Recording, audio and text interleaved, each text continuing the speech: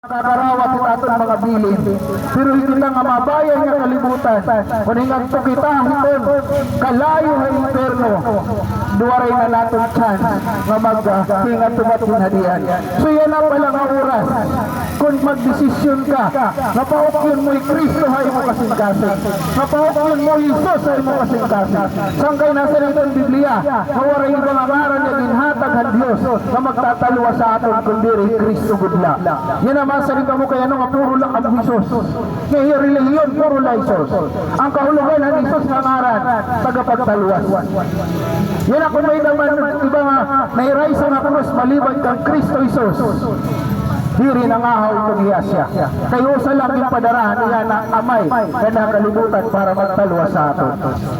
Kasanggayan sa gadin nga pudong anak nakarealize siya nga naging bubuhat dako masala na naging hinungdan hariya hiningat to himpagkukuri. Yan na buhulap ng taba nga magkuri kita pag-abot ng panahon. Kung yan ang mga oras nakaka-experience kita hingkapasok nakakaya ka pa ini mga sa oras 30 minutos pero pag-abot itong panahon na di kita makarealize nga mawaray Diyos sa aton kasing-kasing kabukos natin kinabuhi magsasakripisyo kita kung diri kita magdesisyon. Maaari nagguruguliatan mula yung akong bisisiring pero samtay pag-abot itong panahon sigurado ha ay kayo pag ginuruguliat na diri kahingan tuhay inferno kay pag-abot itong panahon bangin nabukos mo mga kinabuhi magginuruguliat ka na inferno ikaw itong magiging kairo. Waray ba nga magtatalwa sa aton kung diri naton makagarahon. Salit mga kabuktuan, sugad ang pudong anak na lalaki, kinahanglan naton magdesisyon. It desisyon aadi ini aton. It pagsulod halangit aton ini desisyon. Mahal kita nga tanan ng Dios. Sa John 3:16, for God so loved the world that He gave His only begotten Son, that whosoever believes in Him shall not perish but have an everlasting life. Ang hinuman nga tumuo diri pagsirutan kundi tagan ang Diyos ikinabuhi nga waray katapusan. Nagsiringi apostol dyan ang hinuman nga ginahadian na anak ang Diyos may kinabuhi nga waray katapusan pero waray hini nga kinabuhi at diri ginahadian ang anak ang Diyos. Kasanggayan babalikon ko diri mo relihiyon makakabuligay mo ang Diyos mismo amot makakabuligay mo diri mo sangkay makakabuligay mo ang Diyos mismo ito makakabuligay mo kung ikaw magdesisyon na karawaton may Kristo ay mo kinabuhi.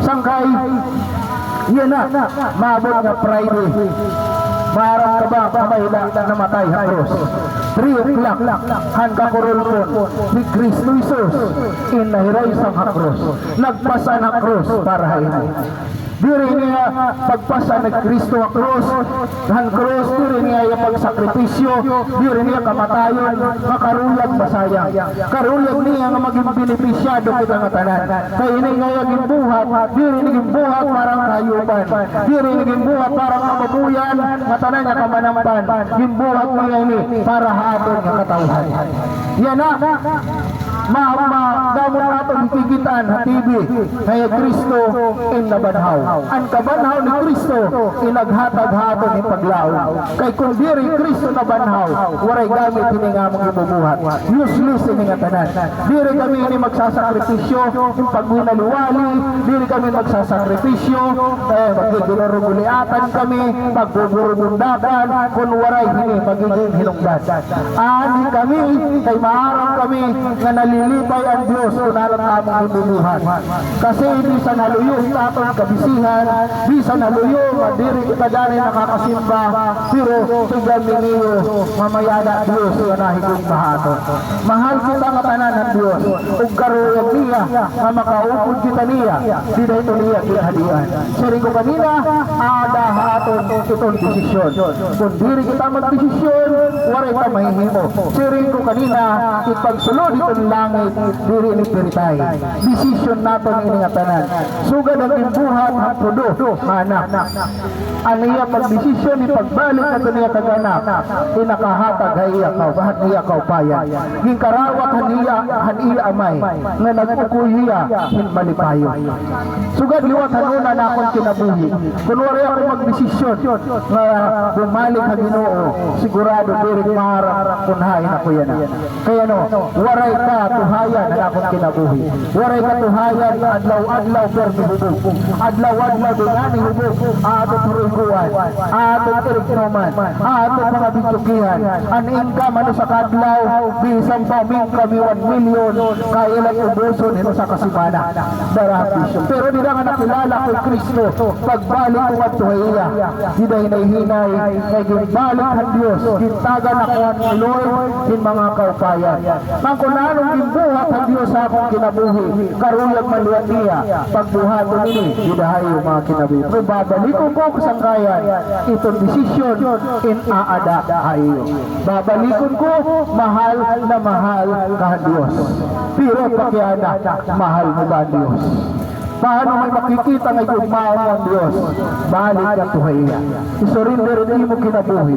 Gandida, makakatagamtam ka in mga kaupayan. Ang Diyos, dirisuga din ng mga politiko nga nagsusudoy-sudoy. Gadamo itong mga saan.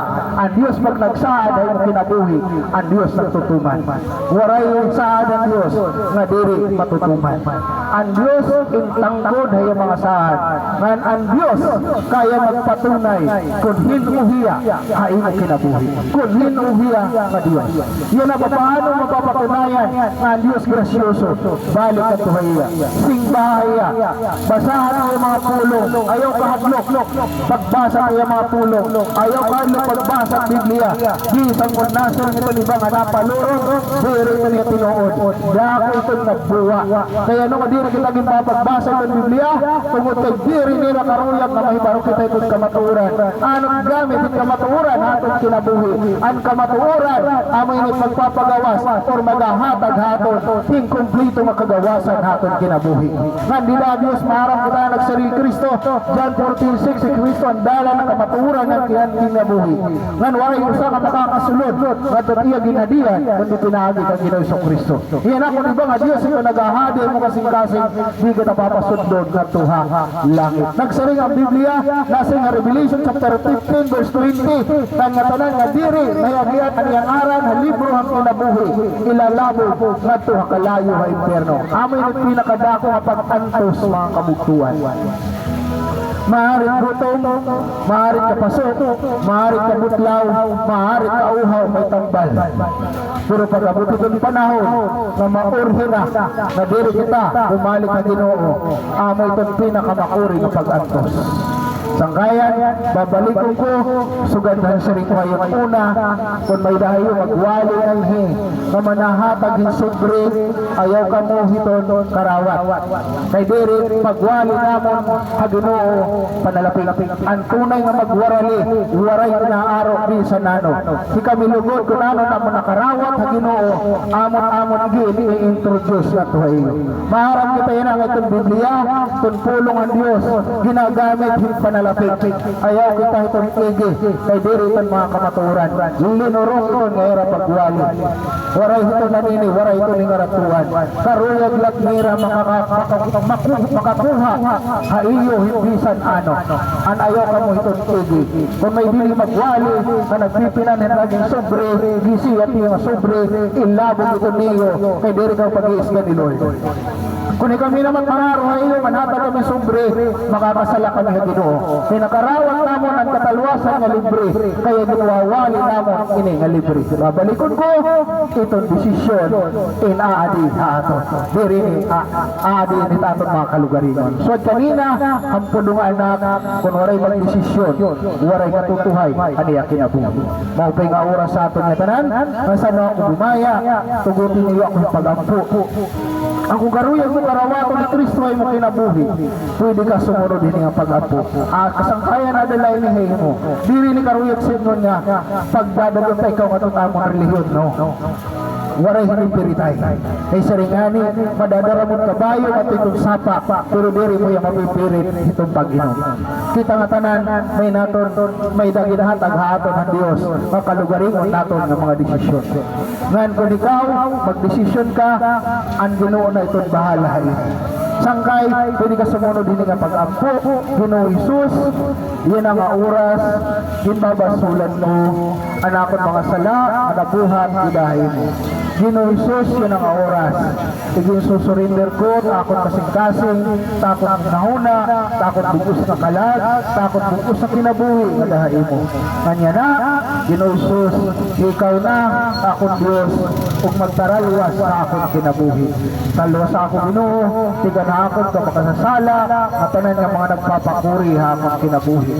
Ginoo Isus, dahil mga salamat, timo padayon na gugma sa akong kinabuhi.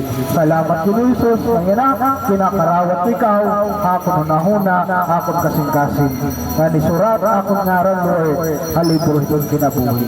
Ginoo, dahil mga salamat sa mga dapit, Ginoo, pag-ampo ko, magpadayon, kumurayaw, magpadayon, Lord, ang nakauswagan, ito namang tungko, magpadayon ang kauswagan, ang mga magtirinda, salamat, Lord God, itong bangon pa, ang mga blessing, ay may bubuhos sa mga lugar, salamat ang mga drivers, O God, ang putput drivers, mga motor drivers, matanan na driver, mag-iwan, padayon mo hira, Lord God, na proteksyonan, gawas mo hira na naman yung mga disgrasya, sabiri hira, hanin mo mga kamiling nga dugo, ang salamat ito ng panghilan, kapadayon mo Diyos na nagiging kaupod nila. Bisa ng mga pamilya, Ginoo, mamasamo, koray katuhayan, thank you Lord, kay ikaw itong maghahatag, yung kamurayaw, ikaw itong maghahatag, yung mga grasya, matag pamilya, O Diyos.